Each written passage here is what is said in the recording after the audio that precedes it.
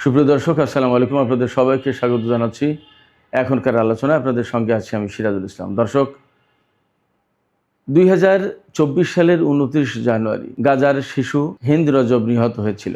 6 বছরের এই ফুটফুটে কন্যা শিশুটিকে ইসরায়েলের যে কমান্ডার হত্যা করেছিল, সেই কমান্ডার গতকাল দক্ষিণ লেবাননে নিহত হয়েছে।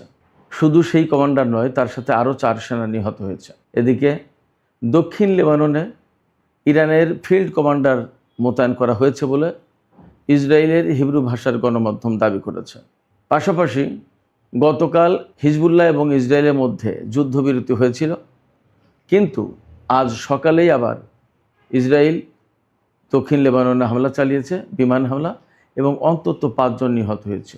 অবস্থা যখন এমন, তখন ইরানের পররাষ্ট্রমন্ত্রী সাইয়েদ আব্বাস আরাকচি এবং মার্কিন আলোচক দলের যিনি প্রধান আলোচক ছিলেন একসময়, স্টিভ উইটকফ, তিনি সুইজারল্যান্ডে যাচ্ছেন।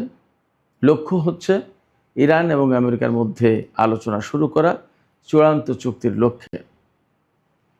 এখানে প্রশ্ন হচ্ছে, লেবাননে যখন এরকম উত্তপ্ত পরিস্থিতি, তখন সুইজারল্যান্ডে আমেরিকা এবং ইরানের আলোচনা সফল হবে কিনা, এই আলোচনা আরও এগিয়ে যাবে কিনা এবং তার ধারাবাহিকতায় চূড়ান্ত চুক্তি হবে কিনা, তা নিয়ে কিন্তু বিরাট প্রশ্ন উঠেছে। ইরান কি আমেরিকার পক্ষ থেকে এমন কোনো ইঙ্গিত পেল, যে ইঙ্গিতে বলা হচ্ছে ইসরায়েলকে তারা বাধ্য করবে যুদ্ধবিরতি মেনে চলতে? অবশ্য এমন কিছু বক্তব্য মার্কিন প্রেসিডেন্ট ডোনাল্ড ট্রাম্প এবং জেডি ভ্যান্সের পক্ষ থেকে আছে, যেগুলো থেকে বোঝা যায় যে এই মুহূর্তে তারা নেতানিয়াহুর সাথে সম্পর্কের চেয়ে চুক্তিটাকেই বেশি গুরুত্ব দিচ্ছে।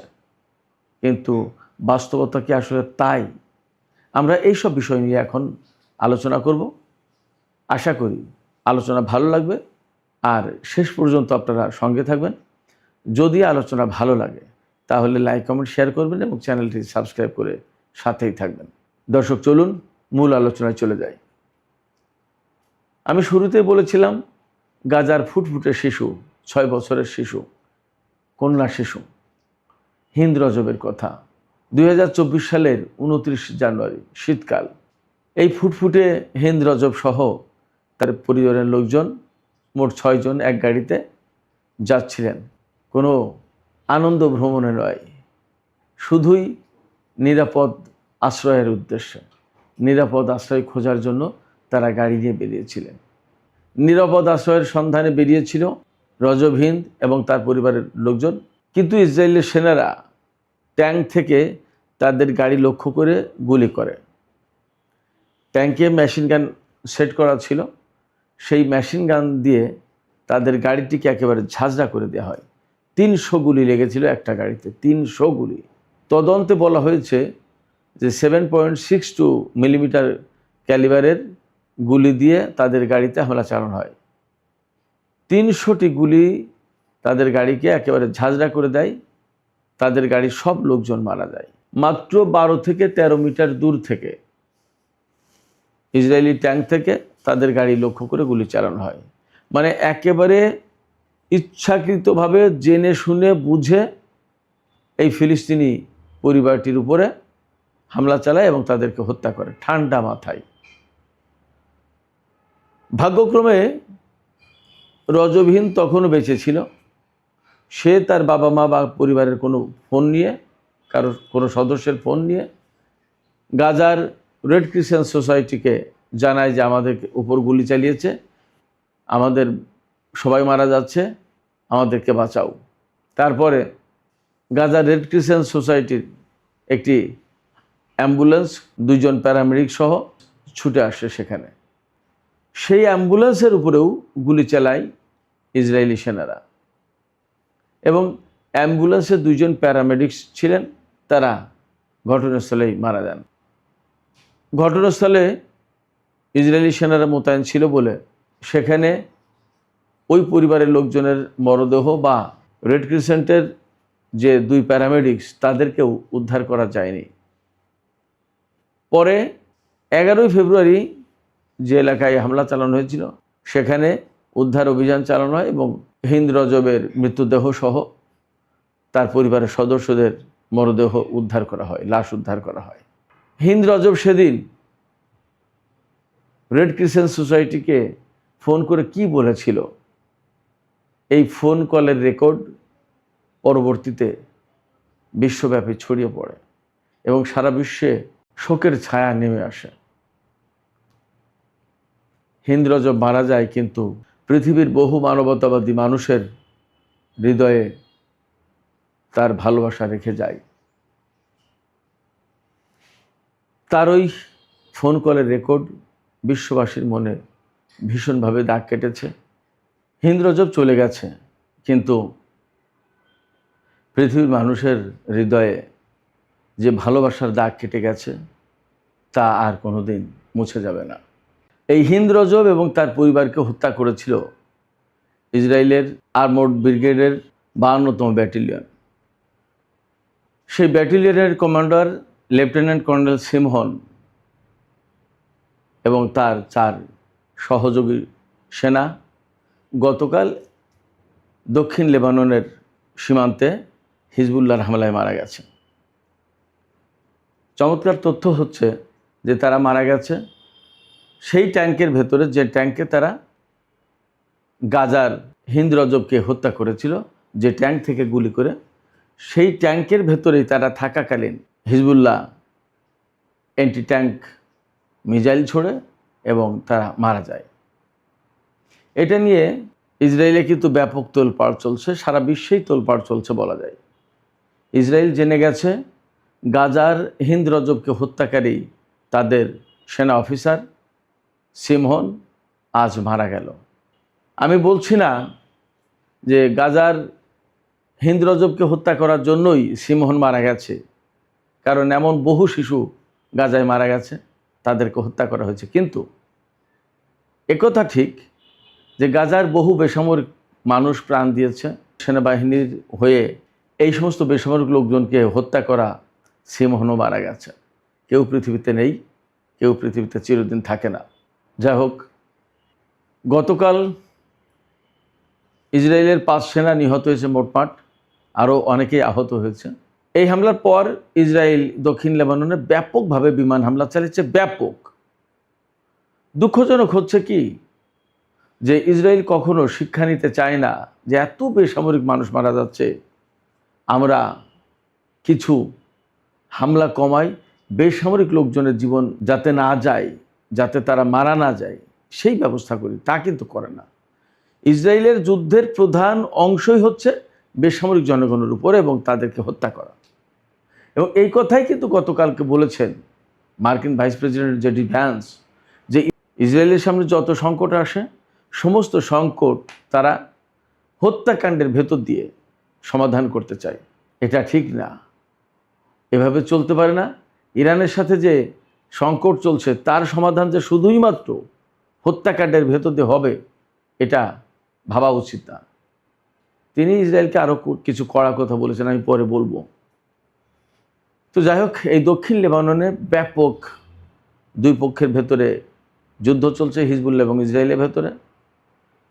প্রচণ্ড রকমের যুদ্ধের প্রেক্ষাপটে কিন্তু সুইজারল্যান্ডে গতকাল শুক্রবার 19 জুন 2026 যে আলোচনা হওয়ার কথা ছিল তা কিন্তু হয়নি।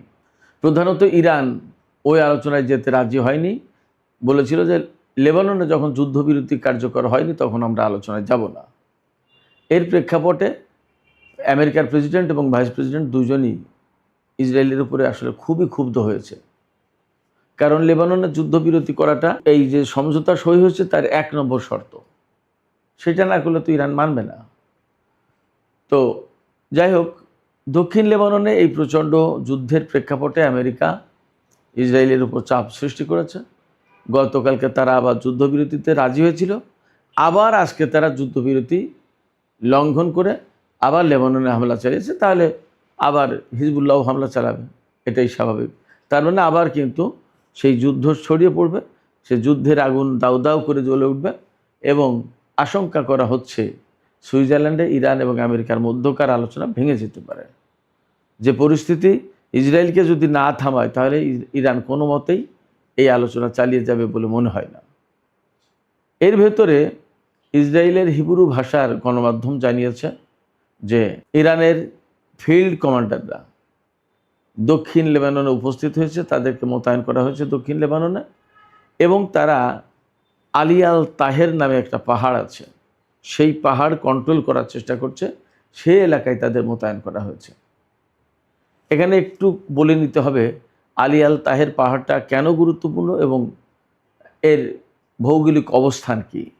এটা একেবারে দক্ষিণ লেবাননে অবস্থিত। আপনারা মনে হয় শুনে থাকবেন যে দক্ষিণ লেবাননের নাবাতিয়া এলাকায় ব্যাপক হামলা চালিয়েছে গত কিছুদিন ধরে ইসরায়েল। এই নাবাতিয়া এলাকায় হিজবুল্লাহর শক্ত অবস্থান আছে। এই যে আলী আল তাহের বা জাবাল আল তাহের যে পাহাড়, এই পাহাড়ের উচ্চতা সর্বোচ্চ উচ্চতা 700 মিটার পর্যন্ত, আর গড় উচ্চতা 517 মিটার। কোথাও কোথাও একদম সর্বনিম্ন যে উচ্চতা সেটা 300 মিটারের বেশি। এটা যে অনেক বড় পর্বতমালা তা কিন্তু না, পাহাড় মোটামুটি 700 মিটারের উচ্চতায় সর্বোচ্চ। এই পাহাড় হিজবুল্লাহ তাদের নিয়ন্ত্রণে রাখার চেষ্টা করছে, এবং এখানেই ইরানের ফিল্ড কমান্ডার বা সামরিক উপদেষ্টা যাই বলুন, তাদের মোতায়েন করা হয়েছে। দাবি কিন্তু ইসরায়েলি হিব্রু ভাষার গণমাধ্যমের, এটা আর কোনো গণমাধ্যমে বলেনি বা ইরানও বলেনি, ইসরায়েলিরা দাবি করছে, আমি সেই কথাই বলছি। এবং এটা যদি হয় তাহলে হয়তো খুব অসম্ভব হবে না, কারণ যে লেবানন ইরানের চুক্তির পার্ট, সেই লেবাননে ইরান কাজ করতেই পারে, যা বুঝতে পারছি। এবং আপনারা দেখেছেন লেবাননের প্রেসিডেন্ট কিন্তু ইরানকে বলেছে যে আপনারা আমাদের দেশের ভেতরে হস্তক্ষেপ করবেন না, আমাদের দেশের ভেতরে আপনাদের প্রভাব থাকার কোনো কারণ নেই, প্রয়োজন নেই। কিন্তু ইরান লেবাননকে তো ছাড়বে না, কারণ হিজবুল্লাহ যেটা গঠন হয়েছে তার সাথে ইরানের সম্পর্ক একেবারে ওতপ্রোত, অবিচ্ছেদ্য সম্পর্ক। আবার ইসরায়েল এবং লেবানন এর ভেতরে যে সংকট, এই সংকটের একেবারে কেন্দ্রবিন্দুতে রয়েছে হিজবুল্লাহ। এটা চাইলে কি আজকে হিজবুল্লাহকে বাতিল করে দেওয়া যাবে? যাবে না। যা হোক, এই জাবাল আল তাহের পাহাড়ে ইরানি সামরিক কমান্ডারদেরকে মোতায়েন করা হয়েছে বলে দাবি করা হচ্ছে। কেন মোতায়েন করা হয়েছে বা এই পাহাড়টা গুরুত্বপূর্ণ কেন? এই পাহাড়টা গুরুত্বপূর্ণ এই কারণে যে এই পাহাড় যে উচ্চতায়, তাতে যদি এই পাহাড় যাদের নিয়ন্ত্রণে থাকবে, তারাই এই পাহাড়ের চূড়া থেকে আশপাশের বিরাট এলাকা নজরদারি করতে পারে। তারা দেখতে পারে কোথায় সামরিক যান যাচ্ছে, কোথায় কারা তাদের কী তৎপরতা, কোথায় সামরিক রসদ যাচ্ছে, কোন রুটে কী হচ্ছে না হচ্ছে, সমস্ত সব কিছু দেখা সম্ভব। সেই কারণে এই পাহাড়টা কৌশলগতভাবে ইসরায়েল এবং হিজবুল্লাহর জন্য গুরুত্বপূর্ণ। যার নিয়ন্ত্রণে এই পাহাড় থাকবে, বিশাল বিরাট এলাকার নিয়ন্ত্রণ মূলত তাদের কাছে থাকবে। সেই জন্য এই পাহাড় নিয়ে এই পাহাড় দখলে মরিয়া ইসরায়েল। আর লেবাননের হিজবুল্লাহরাও বা ইরানের পক্ষ থেকে যে সাপোর্ট দেওয়া হচ্ছে, তাতে তারাও এই পাহাড়ের দখল হাতে রাখতে উন্মুখ। বাস্তব কথা হচ্ছে এই পাহাড় কিন্তু লেবাননের ভেতরে, অতএব এই পাহাড়ে ইসরায়েলের কোনো উপস্থিতি থাকার কোনো আন্তর্জাতিক আইন অনুযায়ী সুযোগ নেই। কিন্তু যুদ্ধ পরিস্থিতিতে দখল বেদখলের ঘটনা সেটা তো ভিন্ন কথা। যাই হোক, এই পাহাড়ের নিয়ন্ত্রণ নিয়ে অনেক বড় রকমের সংঘর্ষ হচ্ছে দক্ষিণ লেবাননে, যে সংঘর্ষের আগুন সুইজারল্যান্ডের জেনেভা শহরের আলোচনা টেবিলকে পর্যন্ত স্পর্শ করেছে। এই রকম যখন ইসরায়েল এবং হিজবুল্লাহর মধ্যে সংঘর্ষ হচ্ছে, তখন ডোনাল্ড ট্রাম্প গতকাল বলেছেন, ইসরায়েলের প্রধানমন্ত্রীর প্রশংসা করেছেন যে তার সাথে আমার খুব ভালো সম্পর্ক। আবার তিনি বলেছেন যে তিনি একজন যোদ্ধা প্রধানমন্ত্রী। এই যোদ্ধা প্রধানমন্ত্রী দিয়ে দুইটা কথা বলা যেতে পারে, একটা প্রশংসা, লড়াকু প্রধানমন্ত্রী, আবার তার নেগেটিভ অর্থে যে শুধু যুদ্ধ করতে চায়, যুদ্ধংদেহী, যুদ্ধবাজ, এটা কিন্তু নেগেটিভ অর্থে। ডোনাল্ড ট্রাম্প বলছেন তিনি একজন যোদ্ধা প্রধানমন্ত্রী, ওয়ারিয়র। এখন যে পরিস্থিতি, এই পরিস্থিতিতে কোনো মতেই প্রশংসা করার কোনো কারণ আছে বলে আমি মনে করি না। কারণ আমেরিকা এবং ইসরায়েলের ভিতরে এই মুহূর্তে সংকট চলছে ইরানের চুক্তি নিয়ে। আমি বারবার বলছি, এই চুক্তিটা আমেরিকার জন্য খুব বেশি প্রয়োজন। আমেরিকার জন্য যেহেতু প্রয়োজন, এবং ডোনাল্ড ট্রাম্পের অস্তিত্ব, রিপাবলিকান পার্টির অস্তিত্ব, তাদের রাজনীতি, অনেক কিছু ধরে রাখতে হলে ইরানের সাথে এই মুহূর্তে চুক্তিটা অপরিহার্য। এই চুক্তি যদি ইসরায়েলের কারণে ভেঙে যায়, না হয়, তাহলে রিপাবলিকান দলের এবং জেডি ভ্যান্সের সামনের নির্বাচনে প্রেসিডেন্ট পদে নির্বাচন করা সবই কঠিন হয়ে যাবে। রিপাবলিকান দল যদি কংগ্রেসের নিয়ন্ত্রণ হারায় তাহলে ডোনাল্ড ট্রাম্প ইমপিচমেন্টের মুখোমুখি হতে পারেন। অনেক কিছু ভাবতে হচ্ছে ডোনাল্ড ট্রাম্পকে এবং জেডি ভ্যান্সকে, রিপাবলিকান দলকে। এই সমস্ত কারণে ডোনাল্ড ট্রাম্প এবং জেডি ভ্যান্স মূলত এই মুহূর্তে ইসরায়েলের সাথে দূরত্ব বজায় রাখছে এবং মোটামুটি বলা যাচ্ছে, দৃশ্যত আমরা দেখতে পাচ্ছি যে ইসরায়েল এবং আমেরিকার মধ্যে একটা বড় রকমের ফাটল ধরেছে। সম্ভবত ইতিহাসে এইরকম হট টকিং, উত্তপ্ত বাক্য বিনিময়, গালিগালাজ, বকাবকি কখনো আর হয়নি আমেরিকার কোনো প্রেসিডেন্টের সাথে ইসরায়েলের কোনো প্রধানমন্ত্রী বা প্রেসিডেন্টের। তো এই অবস্থায়ও ইরান এবং আমেরিকা সুইজারল্যান্ডে বৈঠকে বসতে যাচ্ছে। আমরা আশা করব যে ইসরায়েলকে তারা ডিসম্যান্টেল করবে, আমেরিকা ইসরায়েলকে তারা নিষ্ক্রিয় করবে, থামাবে এবং চুক্তির আলোচনা যাতে সুন্দর মতো এগিয়ে যায় এবং যাতে একটা চুক্তি হয়ে মধ্যপ্রাচ্যে শান্তি আসে, তার ব্যবস্থার জন্য যা যা করা দরকার আমেরিকা তা করবে। সুপ্রিয় দর্শক, এখনকার আলোচনা এখানেই শেষ করতে চাইছি। আলোচনা শেষ করার আগে আপনাদের কাছে জানতে চাই, আপনারা কি মনে করেন যে আসলে ইরান দক্ষিণ লেবাননে তাদের কোনো সেনা মোতায়েন করেছে? এবং যদি সেনা মোতায়েন করে থাকে তাহলে লেবানন পরিস্থিতি কি বদলে যাবে বলে মনে হয় আপনাদের?